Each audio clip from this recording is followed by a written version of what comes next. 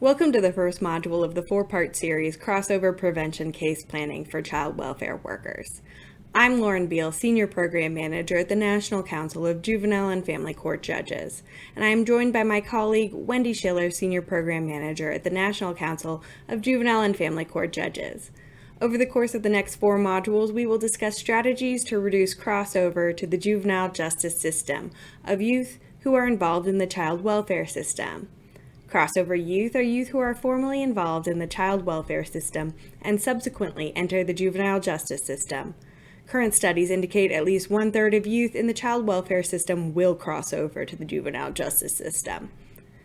At the end of this training, you will be able to identify which populations are at higher risk of crossover, screen and identify warning signs for involvement in the juvenile justice system, and engage in effective individualized case planning and management strategies. The goal of this module is to help you identify which youth are disproportionately impacted by crossover from the child welfare system into the juvenile justice system, and some of the warning signs of the pathways that lead to crossover. Before we dive in, please either download your workbook and work in it as a fillable PDF, or print it out and fill it out by hand. This four-part module was developed to help child welfare workers identify which young people are disproportionately impacted by crossover, screen and identify warning signs for involvement, engage in effective and individualized case planning and management strategies.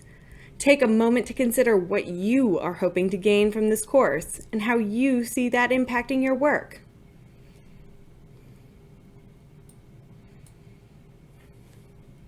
Not all youth who enter the child welfare system will enter the juvenile justice system, but youth who are in the child welfare system are much more likely to enter the juvenile and adult criminal justice systems than young people who have no history with the child welfare system.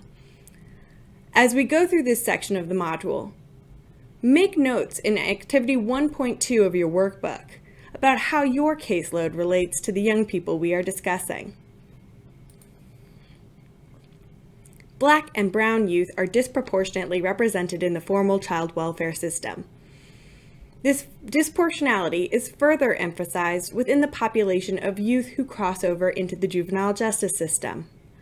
This disproportionality is caused by the implicit biases of individuals and the structural racism of the system. Research has shown that challenging behavior in Black and brown youth is more likely to be perceived as a character flaw and as dangerous, and therefore in need of punishment. Research has proven that Black and brown youth are also subject to adultification bias. This means that youth who are Black and brown are perceived by authority to be older and less innocent than white young people of the same age. This adultification bias is associated with more punitive treatment of Black and brown children, and in particular Black girls. Furthermore, it is well documented that Black neighborhoods are subject to greater surveillance by both the child welfare and juvenile justice systems. This greater surveillance results in the higher entrance into both the criminal justice and juvenile justice systems. While the number of boys who cross over is greater than the number of girls, girls are overrepresented in the crossover population. Girls in the child welfare system are at increased risk of entrance into the juvenile justice system. In fact, one study indicated the likelihood of juvenile justice involvement for girls increases as they go deeper into the child welfare system. Girls in the child welfare system have unique gendered needs that are not being adequately addressed. Some LGBTQ GNCT youth experience family rejection. These same youth experience discrimination, harassment, and other negative experiences on the basis of their sexual orientation and gender identity from child welfare staff, peers, and potential foster families. Many LGBTQ GNCT youth feel unsafe in the foster care system. They also tend to experience greater and longer intervention by the child welfare system and are less likely to be placed in a family-based setting or achieve permanency. LGBTQ and CT youth need homes where they feel safe, nurtured, and loved. Case managers need training and support on working with youth in a manner that affirms their gender and sexual identities. Young people who become involved in the child welfare system in their adolescence are more likely to cross over to the juvenile justice system. Adolescents face many stressors that impact their likelihood of crossover, including school transitions, lack of access to services, and greater difficulties in finding stable foster families. Furthermore, the child welfare system may be more likely to hold older children accountable for their behavior through a punitive or law enforcement mechanism, which increases the chance of adolescents entering the juvenile justice system. Working with adolescents in the child welfare system requires addressing the root causes of challenging adolescent behaviors.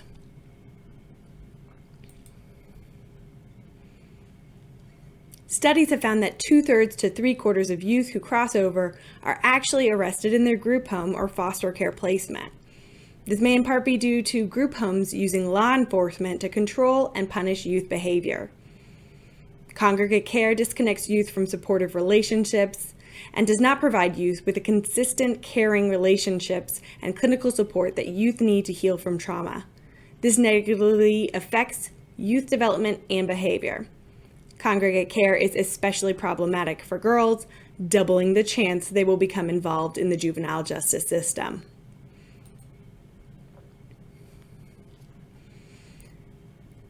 As we went through this section, you may have noted in your workbook that many of the young people at higher risk for involvement in the juvenile justice system are the same young people who are overrepresented in our caseloads.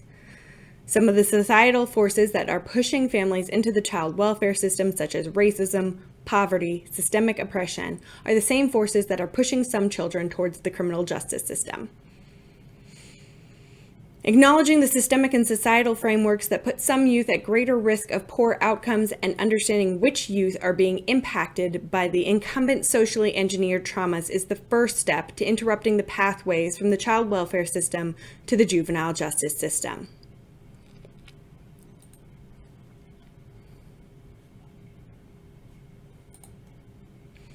There are multiple pathways from the child welfare system to the juvenile justice system, each of which has a warning sign or indicator.